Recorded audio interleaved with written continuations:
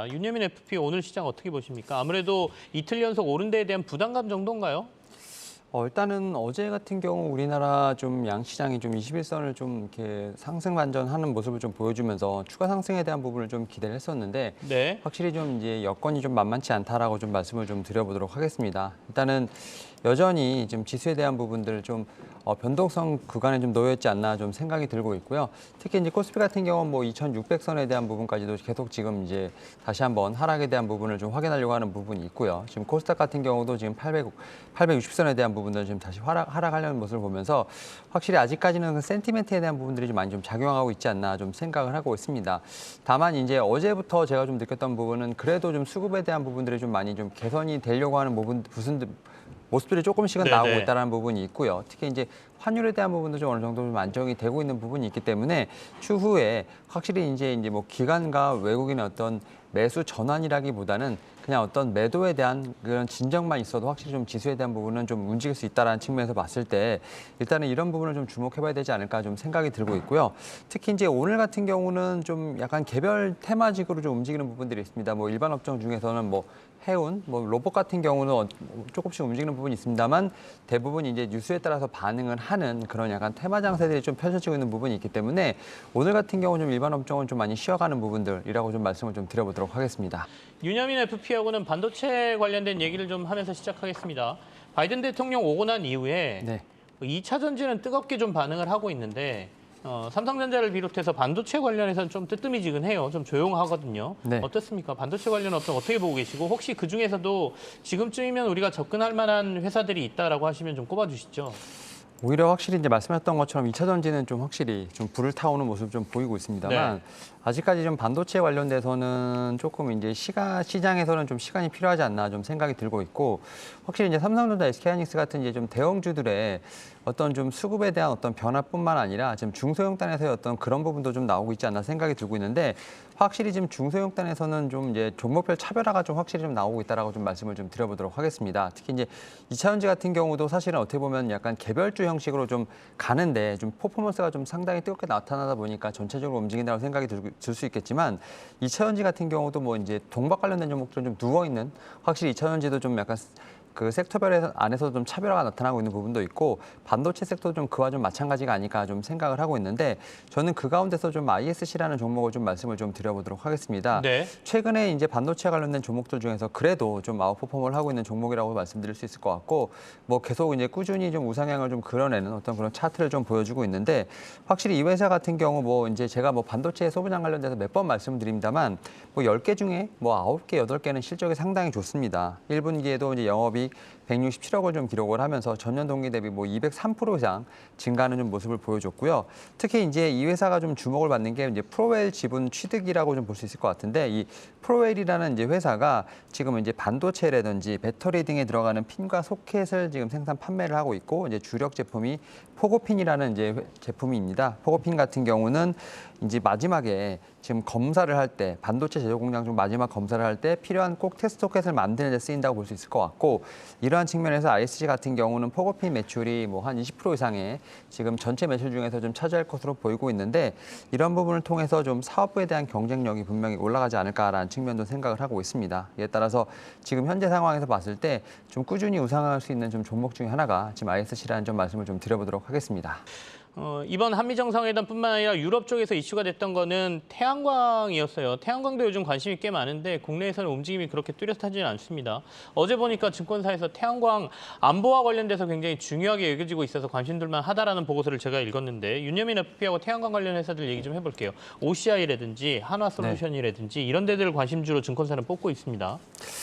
그러니까 이제 하나솔루션, OCI가 뭐 대표적인 네. 태양광 지금 회사라 볼 수 있을 것 같은데 확실히 이제 한미 동맹 관련된 부분에서 우리가 좀 계속 얘기하는 이제 반도체, 뭐 2차 전지, 자동차도 있겠습니다만 이렇게 좀 신재생 에너지 쪽, 좀 태양광 쪽도 좀 확실히 좀 눈여겨봐야 되지 않을까 좀 생각을 하고 있는데 사실 미국이 좀 태양광에 대해 관련돼서 좀 파트너로 좀 한국을 좀 점쳤다는 점, 향후에 좀 국내 태양광 기업도 이제 좀 탈중국 하면서 이제 대미 투자에 대한 부분을 좀 드라이브를 할 수 있다는 점에서 봤을 때 충분히 좀 기대가 된다라고 좀 말씀을 좀 드려보도록 하겠습니다. 특히 이제 이 태양광 발전 같은 경우는 이제 사실 이제 미국에서 봤을 때 신재생 에너지를 확대하기 위한 어떤 가장 좀 시급한 과제 중에 하나가 아닐까라는 좀 생각을 하고 있고, 특히 미국에서 좀 여러 가지 지금 이제 태양광 투자가 좀 일어나고 있는데, 하나솔루션 같은 경우는 이미 좀 2천억 정도 이상을 좀 투자를 해서 1.4기가와트의 좀 모듈 공장을 좀 짓기로 했다는 점에서 봤을 때, 좀 미국 입장에서 볼 때 하나솔루션 같은 경우 상당히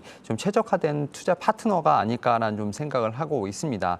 최근에 또 이제 OCI 같은 경우도 지금 미국에 좀 추가 투자를 할 것으로 좀 보이고 있는 부분이 있는데, 특히 이제 OCI 솔라 파워라고 하고 이제 좀 미국의 좀 태양광 발전 사업을 하는 총괄을 해볼 수 있을 것 같은데, 여기도 지금 뭐 텍사스라든지 뭐 뉴저지, 뭐 조지아 주에서 좀 태양광 발전 프로젝트를 좀 진행을 하고 있다라고 볼 수 있을 것 같습니다. 이에 따라서 제가 볼 때 미국 같은 경우는 이제 뭐 태양광 관련돼서 지금 산업 육성 법안이 좀 연내에 좀 통과된다고 하면 네. 지금 국내 태양광 기업들이 지금 미국에 투자하는 속도가 좀 더 빨라지지 않을까라는 좀 생각을 하고 있고, 지금 이제 앵커님 말씀하셨던 것처럼 사실 주가 같은 경우는 조금 재미없는 어떤 그런 좀 흐름을 좀 보이고는 있습니다만, 제가 볼 때는 좀 여전히 좀 밑에서 좀 어떻게 보면 수급이 좀 들어오는 그런 좀 모습을 좀 볼 수 있다라고 볼 수 있을 것 같습니다. 뭐 최근에 보게 되면 트레이딩에 대한 부분도 좀 많이 있습니다만, 그래도 뭐 투신이라든지 뭐 금융투자 같은 종목들, 뭐 약간 뭐 단타 트레이딩도 있겠습니다만, 꾸준히 좀 어떤 메이저 수급도 좀 들어오는 걸 보면서 일단은 좀 중장기적 관점에서 봤을 때는 충분히 이제 경쟁력이 있는 어떤 그런 좀 이제 회사라고 좀 말씀을 드려보도록 하겠습니다. 두창 관련해서 뭐 아프리카 두창 관련해서 이슈가 올라갔다 서면하는 경우도 있고요. 바이오 관련해서는 어떤 회사들 좀 저희가 눈여겨봐야 될까요? 네, 이렇게 좀 방금 말씀을 해주셨듯이 대형주가 부진하면서 또 그리고 하반기에는 아마 바이오에 대한 기대감이 있기 때문에 바이오주들이 최근 좀 다시 주목을 받고 있습니다. 그중 HLB 그룹주들이 변동성이 굉장히 크긴 하지만 오늘도 HLB 테라퓨틱스가 VI 걸리면서 그 다음 HLB 글로벌까지 둘 다 급등세를 연출하고 있는데요. 이쪽 섹터 좀 수급도 살펴보니까 외국인 매수도 꾸준히 들어오고 있고 나쁘지 않은 편인데 개인이 신규 진입하기에도 괜찮은지 윤여민 대표님 어떻게 보시나요? 지금 HLB 그룹주는 사실 좀 매매하기가 좀 상당히 힘든 좀 네. 변동성이 좀 강한 종목이라 말씀드릴 수 있을 것 같고, 지금 말씀하셨던 것처럼 사실 지금 이제 HLB 관련돼서는 좀 외국인들의 수급이 상당히 좋죠. 그런 측면에서 봤을 때 좀 추가적인 상승 여력도 분명히 있지 않을까라는 생각을 하고 있는데, 사실 저는 이제 HLB 관련돼서 좀 전략을 말씀드리면 사실은 좀 전략을 세우기가 좀 쉽지 않은 좀 종목이라고 볼 수 있을 것 같습니다. 약간의 좀 이제 뉴스플로우에 따라서 좀 대응의 영역으로 좀 봐야 되지 않을까라는 생각을 하고 있기 때문에, 오히려 이제 HLB 관련된 이제 좀 종목보다는 오히려 이제 HLB에 대한 수급을 좀 어느 정도 제약바이오 섹터 쪽에서 좀 확산이 될 수 있지 않을까라는 측면에서 봤을 때 오히려 좀 실적이 나오는 좀 종목들을 좀 봐야 되지 않을까라는 좀 생각을 하고 있고, 특히 이제 HLB보다는 저는 이제 확실히 좀 실적이 나오는 부분들, 그리고 이제 CMO 관련된 종목들을 좀 몇 번을 좀 말씀을 드렸었는데, 그 중에서도 이제 제가 좀 말씀을 많이 드렸던 종목은 이제 ST팜이라는 종목이라고 좀 말씀을 좀 드려보도록 하겠습니다. 이제 확실히 이제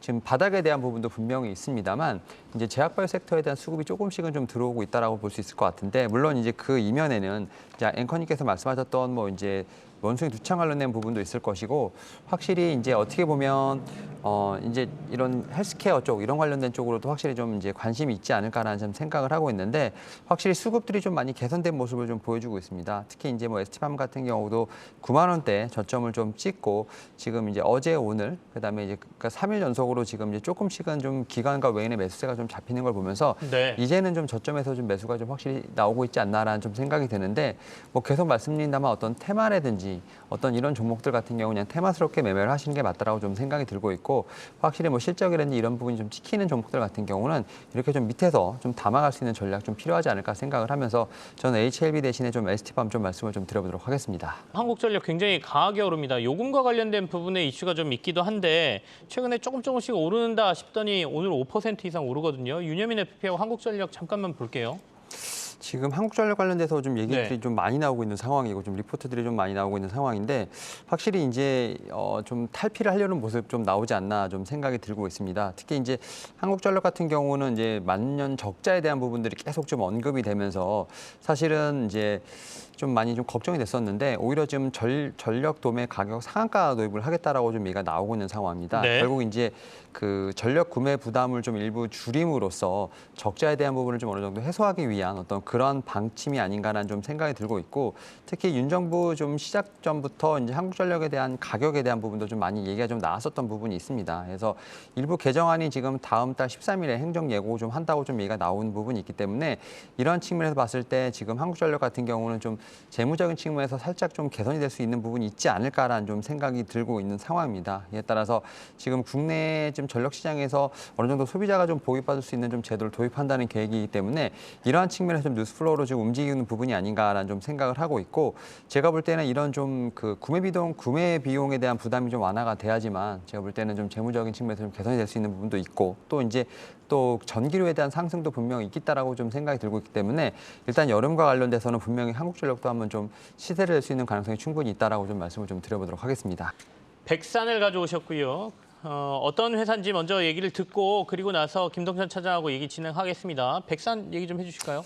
예, 일단 이 회사 같은 경우는 뭐 이제 스포츠용 신발, 뭐 나이키나 아디다스, 리복 등에 지금 어떻게 보면 납품을 하는 회사라 볼 수 있을 것 네. 같은데 최근에 뭐 전자제품 케이스용, 뭐 차량 내장재까지도 좀 생산을 하고 있다라고 볼 수 있을 것 같습니다. 특히 이제 이 회사 같은 경우 좀 실적이 좀 상당히 눈에 띈다라고 볼 수 있을 것 같은데 1분기의 실적을 보게 된다고 하면 매출액 같은 경우 한 1,300억 정도, 영업이익은 141억 정도를 좀 기록을 하면서 전년 동기 대비 그 두 자릿수 이상의 좀 상승세를 보였습니다. 특히 이제 영업이익 같은 경우 43% 이상의 좀 성장을 좀 보였는데 가장 눈에 띄는 점은 이제 자회사 최신물산의 어떤 턴어라운드가 좀 눈에 띈다라고 볼 수 있을 것 같습니다. 특히 이제 이 자회사 지금 최신물산 같은 경우는 단기 순이익 지금 36억 기록하면서 흑자 전환을 했다라고 좀 말씀을 드릴 수 있을 것 같은데 특히 이제 올해 좀 이제 주목해봐야 될 것 중에 하나가 이제 실적에 대한 어떤 개선세도 있겠습니다만 네. 특히 이제 이거 테슬라 납품 가능성이 상당히 좀 높아지고 있는 상황이라 말씀드릴 수 있을 것 같습니다. 일단은 뭐 제품의 포트폴리오 다변화가 상당히 좀 긍정적인데요. 자동차용 차량 내장재용 매출 비중이 이제 뭐 한 25%까지 좀 증가하는 모습을 좀 보여주고 있다는 측면에서 봤을 때 특히 뭐 현대 기아차의 어떤 신차 품목에 대한 납품도 충분히 좀 기대가 된다 말씀드릴 수 있을 것 같고 특히 이제 뭐 스포츠 신발 같은 경우는 여전히 잘하고 있습니다. 여기에 이제 또 앞서 말씀드렸던 것처럼 이제 테슬라 쪽 납품에 좀 기대가 있다고 볼 수 있을 것 같은데 일단은 그 테슬라의 차량 시트 쪽 내장재 제품에 대한 어떤 납품에 대해서 좀 협의가 좀 진행 중이라는 보도가 있습니다. 이에 따라서 좀 테슬라 쪽에 납품이 확정이 된다고 하면 차량용 내장재 부분이 뭐 스포츠 신발과 좀 어깨를 좀 나란히 할 수 있는 미래 성장 동력이 되지 않을까라는 좀 생각을 하고 있습니다. 이에 따라서 1분기 실적에 대한 부분 상당히 좀 이제 확인이 됐고요. 또 네네. 추후에 뭐 테슬라의 어떤 납품까지 좀 기대를 해본다고 하면 좀 더 상승할 수 있는 그런 여력이 있지 않을까라는 좀 말씀을 좀 드려보도록 하겠습니다.